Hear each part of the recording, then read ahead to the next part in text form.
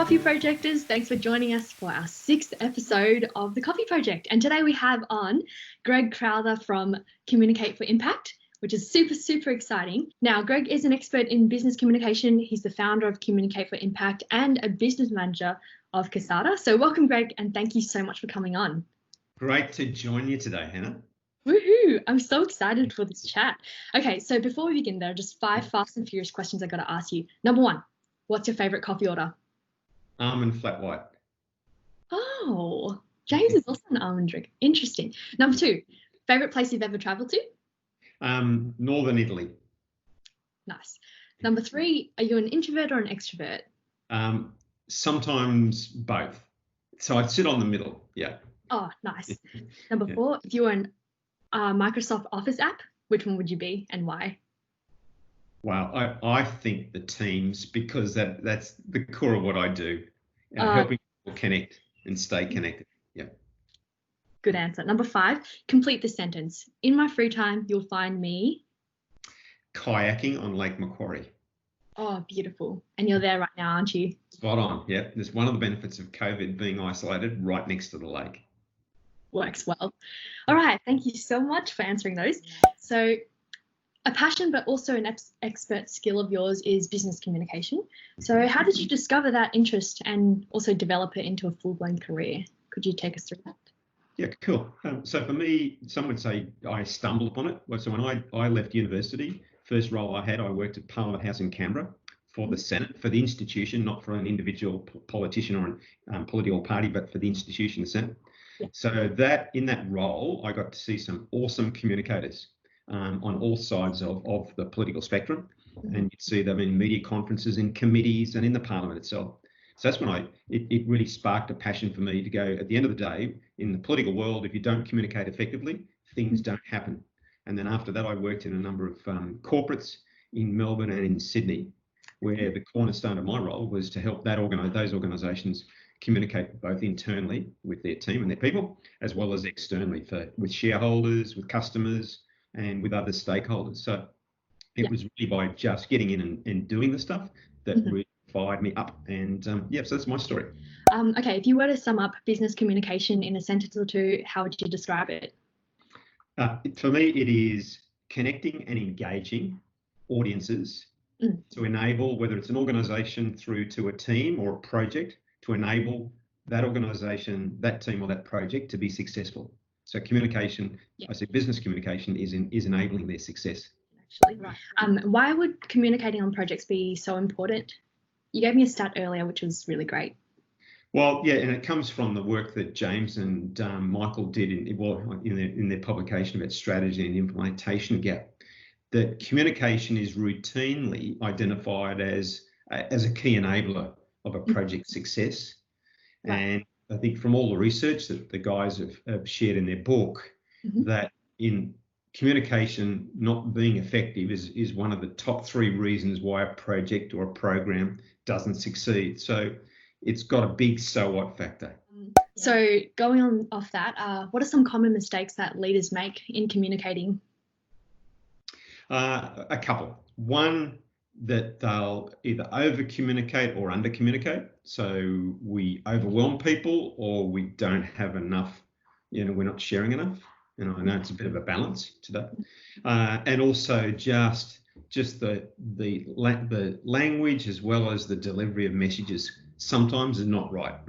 Because for wherever I go, wherever I work, I just find most people are time poor. So they don't have a lot of time to sit in meetings, watch video broadcasts or whatever it is, or read things. So long communications are often the death today, I reckon. So I think one of the biggest challenges is people understanding that my communication has to land effectively, not be delivered in the way that I think it should be delivered. It's got to be grounded in an audience. Yeah, totally. And never more relevant in this COVID age as well. As things start to move online, it's getting harder and harder to sustain concentration on that little webcam meetings. Spot on. And so no one comes to work hoping to get, say, more emails or have their phone ring more often or look for another video meeting to go to. Everyone's just, say, time poor And so they quickly struggle to get the context for communication. My colleague in Communicate for Impact, Daryl, he and I did some research, and we worked out that in a typical day, most people get bombarded with about 15,000 written words every single day. So most of that is work-related, but it's also the non-work related messages that are coming at us, whether they're adverts or other messages. And most people, when they're confronted with 15,000 words a day, start to filter. And that's a real challenge for any communicator. When I know my audience is filtering to survive, I've got to work doubly hard to make sure that my message cuts through and it doesn't get filtered out. So I think that's a big challenge. So you mentioned cutting through the 15,000 words a day to get your message across. Could you give us some quick tips or tricks for getting that message across to people? Right. Well, for all, our number one coaching point is begin with the end in mind. So what does that mean? So if it's something in a written form that I've got to share, or I'm going to be picking up a phone, or I'm going to a virtual meeting, the starting point is to imagine you have completed that task. So they've read your note, or they've finished the phone call with you, or the video conference has ended. What is that audience doing for you, be it an individual or a group? So I often say the starting point is begin with the end in mind, because being quite intentional about your outcome will help you choose the right words, have the right structure, and hopefully avoid over communicating. Because if I know the outcome I'm after, I will quickly pick up that extra words, phrases, paragraphs, whatever, will just get in the way of you achieving. And so that's the big tip. Second one is, if people just remember, less is best. I think use one paragraph, not three, or make one strong point, not trying to make multiple points. I think today that's the second thing. If I can really think about how can I minimize or be crystal clear on what I need to communicate, and not over talk and not overwrite. And the third thing is always stand in the shoes of the receiver. So if I'm, say, working in a project environment, is thinking, okay, my audience, they probably don't know as much as me about this project. So how can I help them bridge that gap? There'll be time poor. So how can I get on their radar, deliver my message, and then get off the radar and get the outcome? And another thing will be, if someone isn't as connected to my project as I am, or my team are connected, what can I do to give them enough information to have them feel that they are connected and that they're up to date?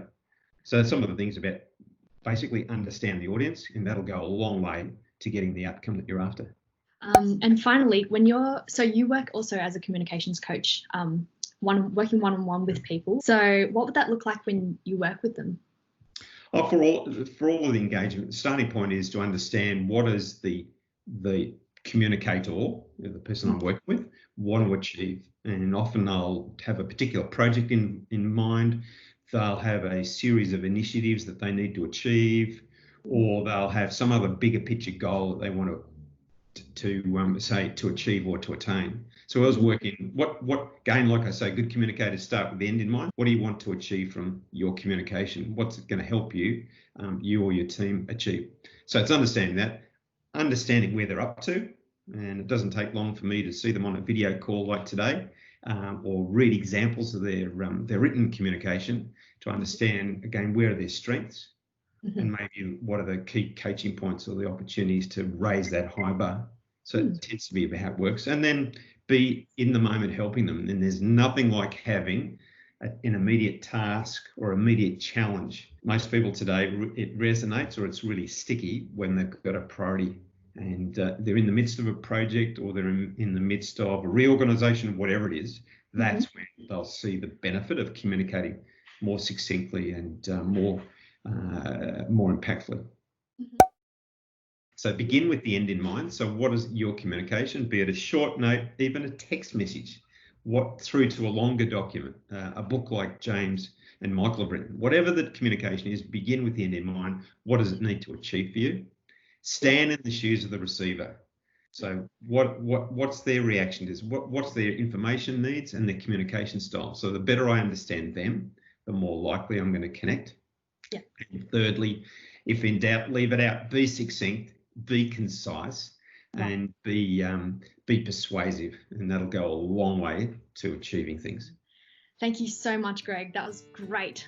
Hope you guys really enjoyed those 3 tips. Great. Right. Lovely talking with you, Hannah. Yes, have another time, Greg. Thank you so much.